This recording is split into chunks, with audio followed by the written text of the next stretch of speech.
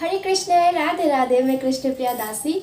आज का वीडियो बहुत ज़्यादा स्पेशल है और ये वीडियो सबसे मोस्ट रिक्वेस्टेड वीडियो है, क्योंकि ये वीडियो में मैं शेयर करने जा रही हूँ मेरी जर्नी कृष्ण कॉन्शियसनेस में, कृष्ण भक्ति में मैं कैसे आई। ये सब कुछ मैं अभी शेयर करने जा रही हूँ। और क्योंकि ये वीडियो बहुत स्पेशल है तो स्पेशल के साथ तो बनता है, इसलिए आज मैं ये वीडियो हमारे मंदिर में शूट कर रही हूँ। हमारे लड्डू, नंद लाला, माधव, गौर निताय, हमारे पिताश्री है इधर, देख नहीं रहे, हाँ इधर। तो सब गुरुजन, सब स्वामी स्वामिनी जो प्रिया प्रीतम, सबके सामने आज हम ये शेयर करने जा रहे हैं कि हम कृष्ण भक्ति में कैसे आए। तो चलिए अब ये वीडियो शुरू करते हैं।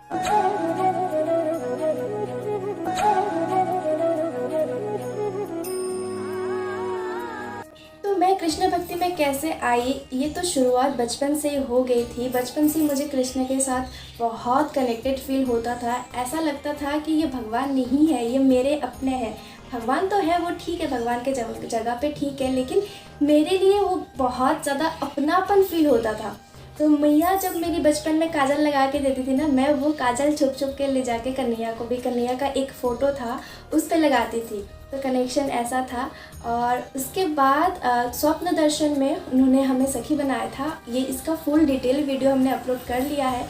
अगर आपने नहीं देखा तो ज़रूर देखना, लिंक आपको डिस्क्रिप्शन बॉक्स में मिल जाएगा कि कृष्ण ने मुझे क्या क्या बोला था, कैसे उसने मुझे सखी बनाया था। तो उसके बाद से मैं और कृष्ण हम बेस्ट फ्रेंड बन गए। लेकिन फिर भी मतलब प्रॉपर तरीके से जो भक्ति करना होता है, ऐसे तिलक लगाना, कंठी पहनना, माला जप करना, गीता भागवत ये सब, इन सब का पाठ करना, भक्तों का संग करना, तो ये जो प्रॉपर तरीका होता है भक्ति का, ये सब शुरू हुआ लगभग 2-2.5 साल हो गए हैं अभी मैं भक्ति का प्रैक्टिस करते हुए। तो ये शुरुआत हुई इनसे, हमारे लड्डू से, है ना बेटा? बेटा भी बोलती हूँ, सखा भी बोलती हूँ, ये मेरा सब कुछ है। तो ये हमारे घर कैसे आए, वही से शुरू हुई है। तो हम गए थे कामाख्या मंदिर, जो हमारे घर के पास ही है। कामाख्या मंदिर के बारे में तो सबको पता ही होगा, शक्तिपीठों में से एक है। तो वहाँ गए थे और तब ये वाला जो मंदिर है ये स्थापित, प्रतिष्ठित नहीं हुआ था, बन के तैयार हो गया था। तो मैं और माँ हम गए थे, और भी हमारे मासी वगैरह भी गए थे। वहाँ से हमने सोचा कि एक शिवलिंग लाएंगे और हमारे जो गुरु है, गुरु मानते हैं हम लोकनाथ बाबा को, तो उनका एक विग्रह लाएंगे। तो हम गए वहाँ पे, लेकिन वहाँ हमको जैसा चाहिए था, अभी जैसा है हमारे पिताश्री, देखिए अभी ये हमने बाद में लिया हुआ, तो ऐसा हमको चाहिए था, तो लेकिन ऐसा हमको मिला नहीं था। तो इसीलिए हमने नहीं लिया। गुरुदेव का भी जो विग्रह वो भी नहीं मिला। उन्होंने बोला कि ऑर्डर करना पड़ेगा तो मिल जाएगा। तो ठीक है, कोई बात नहीं। हमने कामाख्या माता के दर्शन करके हम वापस लौट रहे थे सीढ़ियों से। तो सीढ़ियों से जब उतर रहे थे, मैं भी उतर रही थी, तो माँ ने क्या किया, उतरते उतरते एक जगह पे जाकर रुक गई और वापस से फिर से चले, मतलब जाने लगी पीछे। मैं सोचा माँ को क्या हो गया, अचानक से पीछे क्यों जा रही है। मैं भी गई फिर माँ के साथ साथ, और फिर वहाँ जाके मैंने देखा माँ ने इनको, ये थे बैठे हुए, इसी सिंहासन पे बैठे हुए थे और इनको गोदी में उठा लिया। मुझे भी देख के, मैंने माँ को कुछ पूछा नहीं कि आपने गोदी में क्यों उठाई है। मुझे देख के इतना प्यार हुआ ना, मैं तो बोल दी कि मुझे चाहिए माँ, ले लो इनको ले लो। तो माँ ने बोला कि मतलब इनको जब ये ऐसे रखे थे ना दुकान में, शॉप में, और हम जब क्रॉस कर रहे थे तो माँ को ऐसा लगा, माँ ने ऐसा देखा कि इन्होंने अपना दोनों हाथ ऐसा फैलाकर बोला कि मुझे ले जाओ मैया, ले जाओ। तो फिर माँ फिर से वापस आई, उनको ऐसे गोदी में उठाया। तो हमारी कोई प्लानिंग नहीं थी लड्डू गोपाल को लाने का। हमने कभी सोचा भी नहीं था कि हम इनकी सेवा कर पाएंगे, इतना काबिल हमने खुद को कभी सोचा भी नहीं था। ये खुद अपने मर्जी से आए हैं। हमने ना कोई प्लान बनाया इनको लाने के लिए या कुछ भी नहीं। तो माता की आशीर्वाद है, ये कह सकते हो आप, बिल्कुल माता की आशीर्वाद है तभी ये आए हैं, क्योंकि माता परम वैष्णवी है और हमारे पिताश्री शिव शंभु परम वैष्णव है। तो उनकी कृपा से ही ये आए हैं, और गुरु कृपा ऑफ कोर्स। तो इसके बाद हमने इनको घर लाया, और फिर 2 लीला बताती हूँ मैं शॉर्ट में। क्या हुआ, इनको लाने के बाद इनको तो पूरा फुल पैकेजिंग करके लाया गया है। तो ये मंदिर प्रतिष्ठित नहीं हुआ था, अभी भी 1 महीना बाकी था प्रतिष्ठा होने के लिए। तो हमने इनको ऐसे ही रख दिया था, जैसे लाया था पैकेट में बंद। तो माँ को फिर क्या हुआ, मेरी माँ ऐसी कि उनको सर्दी ज़्यादा जल्दी लग जाता है, उनको गर्मी इतना फील नहीं होता है। तो वो ऐसे ही खाना खा के दोपहर को बस ऐसे बेड में पड़ी थी। तब उनको ऐसा लगा कि मतलब चारों तरफ से उनको किसी ने बांध कर रख दिया, सांस नहीं ले पा रही है, पूरा शरीर जो है इतना पसीने से लथपथ हो गया। हम देखकर हम दंग रह गए कि ऐसा कैसे हो सकता है, जो इंसान को इतना सर्दी लगता है वो ऐसा पसीने में लथपथ कैसे हो गया, सांस नहीं ले पा रहे वो। फिर माँ को ऐसा आभास हुआ कि जो गोपाल जी को हम लाए हैं इनको हमने पैकेट में बंद करके वैसा ही रख दिया था। ऑफ कोर्स प्रतिष्ठित नहीं है ना, प्राण प्रतिष्ठा नहीं हुआ है तो इसलिए रखा गया था।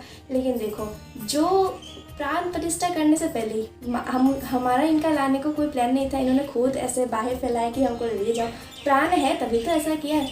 एंड फिर भी इन्होंने फिर से प्रूव कर दिया कि प्राण है, तभी तो माँ को ऐसा फील किया। फिर मैं और माँ गई और इनको पैकेट से बाहर निकाल कर खुले जगह पे रखा।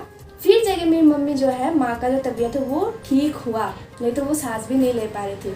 उसके कुछ दिन बाद क्या हुआ, मेरे सपना दर्शन में ये आए और मुझे दिखाया कि एक बहुत बड़ा कमरा था, बहुत बड़ा, जिसमें पूरे कमरे में लड्डू ही लड्डू भरे पड़े थे। इतना ज़्यादा लड्डू, मैं और इन्होंने मुझे वहाँ पे ले गए थे यही, और मुझे बोल रहे थे कि देखो इतना सारा, इतना लड्डू है, मुझे भी लड्डू चाहिए, मुझे भी लड्डू दो, ऐसा बोला था। तो सुबह में उठी, अभी मैंने सोचा कि अभी इन्होंने खुद लड्डू मांगा है, मुझे भी देना चाहिए है ना। तो मैंने माँ को बोला कि ऐसा ऐसा सपना दर्शन में इन्होंने दिखाया कि इनको लड्डू चाहिए। तो माँ ने मना कर दिया, बोला कि अभी तक इनका प्रतिष्ठा नहीं हुआ है, इनको प्रतिष्ठा नहीं किया है हमने, तो अब लड्डू नहीं दिया जा सकता। जब प्रतिष्ठित हो जाएंगे, जब मंदिर में ये विराजमान हो जाएंगे, तब लड्डू दे देना। लेकिन मेरे मन में तो शांति नहीं आ रहा। नहीं, इन्होंने मुझे खुद आकर बोला है कि लड्डू चाहिए, अब मैं इनको कैसे ना दूँ, पॉसिबल नहीं है। ये मेरे गले से कुछ खाना नहीं उतर रहा था। मैं सोचते सोचते फिर मैंने सोचा जो भी हो जाए मैं तो इनको लड्डू दे के ही रहूँगी। तो मैं गई दुकान से लड्डू लाई, लाकर इनको जहाँ पे रखा था वो हमारा पुराना वाला मंदिर था, उस पर। तो उस मंदिर में घुस के मैं अंदर से मैंने दरवाज़ा लगा दिया और फिर लड्डू को बोला कि मैं इनको लड्डू ही बुलाती हूँ, बोलने के लड्डू लो, लड्डू लाई हूँ तुम्हारे लिए, जैसे तुमने बोला था, खा लो अभी ऐसे ही छुप छुप के खा लो क्योंकि अभी अलाउ नहीं है तुमको खाना देना, तो मैं क्या करूँ, तो छुप छुप के खा लो। उसके बाद जब प्रतिष्ठित हो जाओगे तब धूमधाम से सबको दिखा के खिलाएंगे। तो तब मैंने इनको लड्डू खिलाया, फिर जाके मेरे मन को शांति मिला कि हाँ मैंने खिलाया।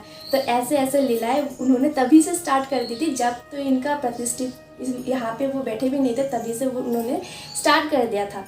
उसके बाद 1 महीना गया और फिर ये प्रतिष्ठित हुए, इस यहाँ पे वो विराजमान है, अभी हंस रहे हैं, इनकी बातें चल रही है तो तब क्या हुआ, उसके बाद हम पहले नॉनवेज खाते थे बिल्कुल। उसके बाद क्या हुआ, मेरे माँ और बाबा दोनों ने वेज खाना शुरू कर दिया कि नहीं, हम लड्डू जी का सेवा करते तो हम नॉनवेज नहीं खाएंगे, हम वेज खाना शुरू कर दिया। तो फिर मैंने सोचा हाँ मैं भी, एक्चुअली मेरे बचपन से ही मैं ऐसी थी कि मुझे नॉनवेज बिल्कुल नहीं पसंद, और हम बंगाली हैं तो बंगाली में मछली तो इतना कॉमन है कि रोज़ मछली होता है। और मेरे माँ बाबा ऐसे थे कि उनको मछली के बिना एक बार के खाना देना मतलब डिफ़िकल्ट होता था उनके लिए, स्पेशली मेरी माँ के लिए। मेरी माँ मतलब बिल्कुल भी वेज नहीं खा सकती थी, ऐसी थी, और लड्डू की कृपा से वेजिटेरियन बन गई। और मेरे मन में भी था कि मैं वेजिटेरियन बन जाऊँ, एंड इसके पीछे और एक वीडियो लाऊंगी क्योंकि ज़्यादा लंबा हो जाएगा नहीं तो, कि मैं वेजिटेरियन क्यों बनी हूँ, कैसे बनी हूँ, इसके पीछे भी इन्हीं की लीला है, तो वो मैं और एक एक्स्ट्रा वीडियो लाऊंगी। तो उसके बाद माँ और बाबा के साथ मैं भी वेजिटेरियन बन गई, और फिर हमारे घर के सब वेजिटेरियन बन गए। तब से हम पहला पड़ाव था, हम वेजिटेरियन बन गए। उसके बाद मैंने शुरू करी गीता का अध्ययन करना, क्योंकि मुझे इनके बारे में जानना था कि ये कौन है और इनके साथ मेरा इतना रिश्ता, इतना कनेक्शन मुझे क्यों फील होता है, क्या है, कुछ तो बात है। मैंने सुना है गीता में इनके बारे में जाना जा सकता है, तो इसीलिए फिर मैंने गीता शुरू कर दी, गीता अध्ययन करना शुरू कर दी। और आप क्या बोलो, इतना ज़्यादा इन्होंने मेरा साथ दिया कि सॉरी बैकग्राउंड नॉइज़ आ सकता है क्योंकि मैं यहाँ पे बैठी हूँ, तो इसीलिए तो इतना साथ दिया इन्होंने मेरा कि मैंने गीता पढ़ना भी शुरू करा। और फिर YouTube में मैंने सर्च भी नहीं किया, खुद ब खुद रिकमेंडेशन में, सजेशन में आया कि गीता डिप्लोमा कोर्स ऐसे है। तो मैंने क्या किया, एक दिन गीता का एक चैप्टर पढ़ती थी और फिर जाके वो जो गीता डिप्लोमा का जो कोर्स है वो वीडियो देखती थी, और मेरा सारा क्लियर, कन्फ्यूजन जो भी था सब कुछ क्लियर हो जाता था। वो हमने करा है मधुसूदन विष्णुदास प्रभु जी से। अगर आपको चाहिए, आप भी करना चाहते हो, तो आप हमें इंस्टाग्राम पे एक बार DM कर देना। बहुतों को मैंने लिंक दिया है, आपको भी दे दूँगी। वहाँ से एक सर्टिफिकेट भी मिलता है गीता डिप्लोमा कोर्स करने का। तो इस तरह से मुझे गीता भी अच्छी तरह से समझ आई है। एंड ऐसा नहीं कहूँगी पूरा समझ आ गया, क्योंकि मैं तो कोई इतना ज्ञानी नहीं हूँ, जितना उनकी कृपा है हुई है। और उसके बाद कामला एकादशी थी। उस दिन मैं हमारे घर के पास राधा मदन गोपाल एक मंदिर है बहुत बड़ी, वहाँ पे गई थी। और वहाँ के जो राधा मदन गोपाल जी है उनका श्रृंगार करा था मैंने उस दिन। उन्हीं की कृपा से मुझे ये सेवा करने की मौका मिला था। और फिर मैंने वहाँ के जो वैष्णव जी है उनसे पूछा कि क्या मैं कंठी धारण कर सकती हूँ, मुझे बहुत मन था करने का। तो उन्होंने बोला हाँ बिल्कुल, क्यों नहीं कर सकती हो। तो उन्होंने मुझे जो प्रसादी कंठी वाला है उन्होंने खुद मुझे उस दिन पहना के दिया था। तो तब से मेरा कंठी धारण करना भी हो गया। अब बचा था नाम जप करना। तो अभी मेरे घर वाले भी बैग चैंटिंग बैग सब प्रॉपर उन्होंने भी शुरू नहीं किया था, लेकिन मेरा मन था तो मैंने क्या किया, हाथ में ही करना शुरू कर दिया था। करमाला होती है उसका नियम होती है, हाथ में शुरू करा था क्योंकि तब मेरे पास माला नहीं थी। और कभी कभी मैं ऐसा भी करती थी, यूट्यूब पर मिल जाएगा 16 राउंड्स हरे कृष्ण महामंत्र का, तो वो मैं अपने कान पे लगा के ईयरफोन से वही से करती थी। मतलब कुछ भी करके मैं अपना जो चैंटिंग है वो मैंने शुरू कर दिया था। फिर उसके कुछ टाइम बाद मैंने फिर जाप माला जाप बेग ये सब लिया और फिर उन्हीं से चैंटिंग करना शुरू किया।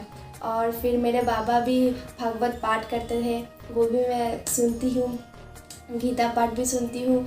एंड यूट्यूब पर ही बहुत सारे संत ऐसे हैं जो बहुत सुंदर सुंदर कथाएं सुनाते हैं। और मेरी फेवरेट अगर आप पूछोगे ना, मेरी फेवरेट तो श्री राधा चरितमृत ही है, जो मैं सुनती हूँ बहुत। देवी चित्रलेखा जी का वो मेरा फेवरेट है, उनका भाव मुझे बहुत अच्छे लगते हैं, तो बहुत सुनती हूँ वो भी। तो ऐसे ही मेरा भक्ति का जो जर्नी है शुरू हुआ और अभी तक चल रहा है इनकी कृपा से। और ऐसे ही वो रोज़ रोज़ बहुत लीलाएं करते हैं रोज़।